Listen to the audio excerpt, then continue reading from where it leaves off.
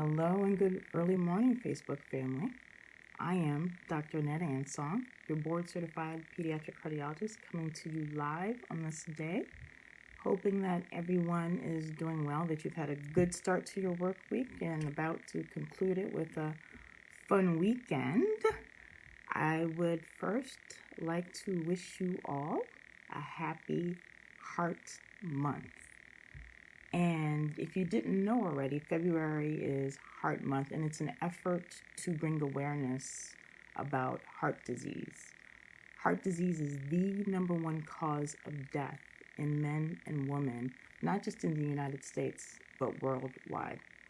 So it's quite important to bring that awareness and education to y'all. The other thing Heart Month is known for is congenital heart disease awareness, or CHD awareness. You may have seen the logos on Facebook and other social media. And congenital heart disease is the number one cause of defects in new babies, of birth defects in new babies. So, as you can see, the heart wreaks a lot of havoc. So with that knowledge, I've taken these opportunities with the Facebook Lives to promote heart healthiness. One of the topics that I talked about, for example, last week was stress and its effects on the heart and ways of de-stressing. And my top reasons or ways of de-stressing, including exercising. It also included praying and meditating. And it also included laughter, because laughter serves as a means of decreasing stress. In fact, if you laugh for 15 minutes, you can burn up to 50 calories. So anytime someone tells a joke, just laugh hard and laugh away. Today, I wanted to talk about a big risk factor for heart disease, and that is hypertension. Hypertension is also known as high blood pressure. So you go to your doctor and they say, hey, you're hypertensive, you have high blood pressure.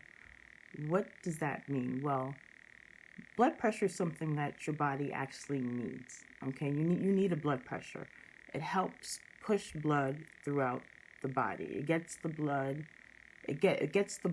to all the major organs so that they're getting the oxygen and the nutrients that they need for you to survive. But just like with anything, when your blood pressure is too high, it can become a problem.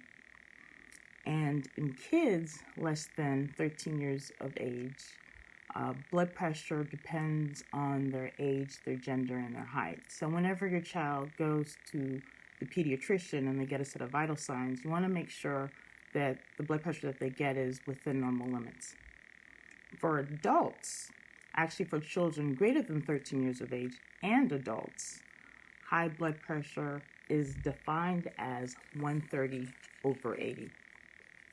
So hopefully this doesn't come out looking backwards like it is on my screen right now. But the top number, the 130, is known as the systolic blood pressure. So that's the amount of pressure that the arteries in the body are seeing when the heart squeezes. The bottom number, the 80, is known as the diastolic pressure. So that's the amount of pressure the arteries are seeing when the heart is relaxed or between heartbeats. So how does hypertension affect the heart? If your body is exposed to high blood pressure for long periods of time, it causes the heart to become thick. If the heart becomes too thick, it can make you prone to heart attacks. And if it goes on for even longer, it can cause your heart to not be as efficient as it should be. And you can have such things as heart failure. High blood pressure in the brain, especially when it happens in the brain, can make you prone to strokes. So these are things that you want to avoid by really controlling your blood pressure well. Now with hypertension, there categories. There's primary hypertension, and then there's secondary hypertension. Primary hypertension is also known as essential hypertension. And that basically means that there is no underlying medical reason why your blood pressure is high. Okay. You have high blood pressure for no known entity. And with that, there still can be risk factors that make you prone to primary hypertension. And for example, being overweight or being inactive or smoking or consuming a high sodium diet can cause one to get primary or essential hypertension. Secondary hypertension is when there is a cause. There's a medical reason why the blood pressure is high. And this tends to be from either an abnormality with the heart, an abnormality with the kidneys, or some type of hormonal endocrine thing that causes your blood pressure to be high. And for those reasons, for secondary hypertension, you want to get to the root cause because it may be treatable. For example, in pediatric cardiology, one of the disease states that we run into that causes high blood pressure is called coarctation of the aorta. So that's an abnormal narrowing of the biggest artery in the body, known as the aorta, and for the most part, tends to be picked up early on in the young babies. And once that happens, then it can be fixed surgically so that the babies don't have long-standing high blood pressure and other issues that go along with that. So with secondary hypertension, especially, which is more common in kids, you want to make sure that a thorough workup is done so that nothing is missed. Now, as far as ways of treating hypertension, you want to talk to your physician about that, how to go about doing that. I know for me, if the blood pressure isn't excessively high, I like to try more conservative means, sort of lifestyle changes, assuming that there's no secondary reason for the blood pressure being high. So DrAnnette's top 3.5 ways of lowering your blood pressure. So the first way is the one that you're all going to know because I've been preaching about it since the beginning of the year. The first way, DrAnnette's first way in lowering your blood pressure is to exercise. And the reason is exercise does so much. It helps decrease stress. So when you're less stressed, you're not as tense, and that helps lower your blood pressure. Also, exercise helps release hormones called endorphins, which help lower your blood pressure. So you definitely want to find an exercise that you enjoy that can help keep your blood pressure at normal levels. The American Heart Association recommends that for adults we exercise at least 150 minutes a week. So that's 5 30-minute sessions a week of exercise to maintain heart healthiness. For kids, they recommend at least 60 minutes of exercise per day. So it seems like a lot and may even seem overwhelming, but like I say with anything, just start small. If 10 minutes every other day or every couple times a day you can exercise, then that's fine. It's better than doing nothing. And you can do little things too, such as, taking the stairs instead of the elevator at work, or, when you go to the grocery store, parking further out so you don't have to, so you have to walk a little bit further to your destination. So definitely little things that can be done to help promote exercise, thus promote helping your blood pressure and being more heart healthy. The second way you can help lower your blood pressure is by consuming less salt in your diet, okay, a low sodium diet. And the way salt works is that it attracts water, okay. Wherever there's salt, it pulls in water, and it's the same in your body. When there's a high concentration of sodium or salt in the blood vessels, then it pulls in that extra water and causes the vessels to swell. And when they swell, it causes high blood pressure. You may have some family members or friends, whenever they eat salty foods, they start to swell up. Their fingers start to swell up from eating that salt. They're very salt sensitive. So you definitely want to consume less sodium in your diet to help keep your blood pressure at lower levels. There's a diet known as the DASH diet, which stands for Dietary Approaches to Stop Hypertension. And one of the factors or cornerstones of the DASH diet is consuming a low sodium diet. It also advocates increasing the amount of fruits, vegetables, and whole grains in your diet as well. And it's all been shown to help lower the blood pressure. So that's something you may want to look into, online, as to how the DASH diet works, and maybe help you in meal prepping as well.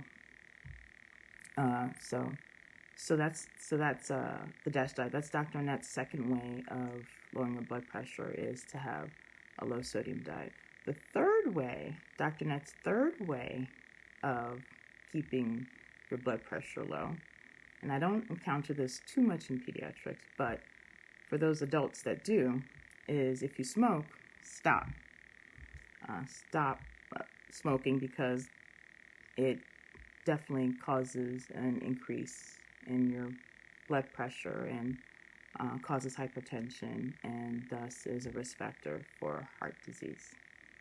Now, my fourth way, or my halfway of lowering your blood pressure, is dark chocolate.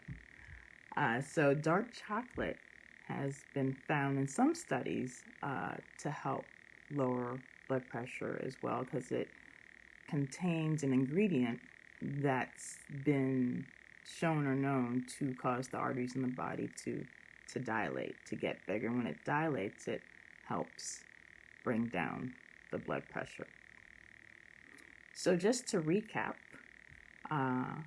Dr. Annette's ways of keeping your blood pressure low. The first reason, or the first way, is to exercise. The second way to help lower your blood pressure is to consume a low sodium diet, and looking into the DASH diet that I mentioned earlier. Third way is, if you smoke, stop smoking. And my fourth way to help keep your blood pressure low is to have a piece of dark chocolate every now and then. I can't advocate eating too much sugary substances, so be very, very conservative in how much dark chocolate that you consume, but it does help your blood pressure. So before I sign off, I also want to acknowledge that February is Black History Month. And as a tribute to Black History Month, I wanted to highlight physicians who have contributed to the field of cardiology greatly. So my first tribute is actually near and dear to me. It's a woman who I happened to train under when I was in fellowship. And her name is Dr. Brenda Armstrong. And sadly, she passed away a couple months ago after a battle with cancer. But she was a phenomenal mentor to me and many other trainees. And just to give you a little bit of background, a little bit of history about Dr. Armstrong, she was born and raised in Rocky Mount, North Carolina. She grew up in a segregated public school system and matriculated to Duke University. And at Duke, that's when her social activism really began to show, as she led a student takeover at one of the buildings on Duke's campus. It was known as the Allen Building Takeover. And the reason for the takeover was in an effort to seek equality and improve the conditions of Black students at Duke at that time. Then from Duke, she went on to medical school at St. Louis, where she was the only Black female student for a while.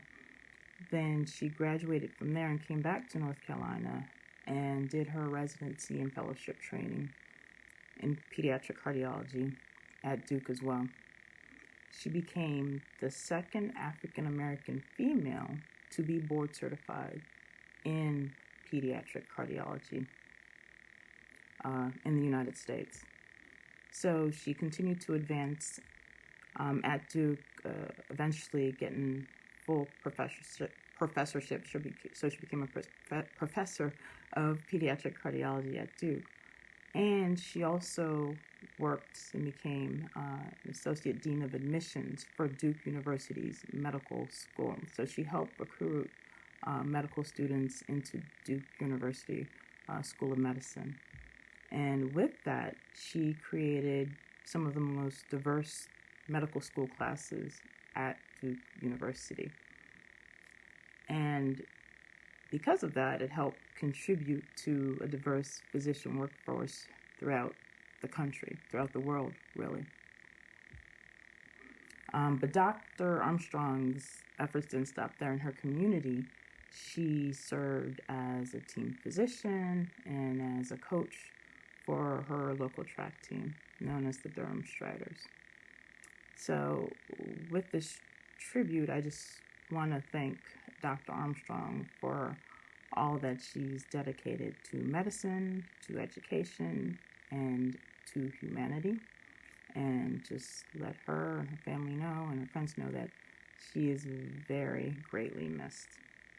So Facebook family, enjoy the rest of your day, the rest of your week. And until I see you next time, continue to celebrate Heart Month the best way you can. Take care, guys.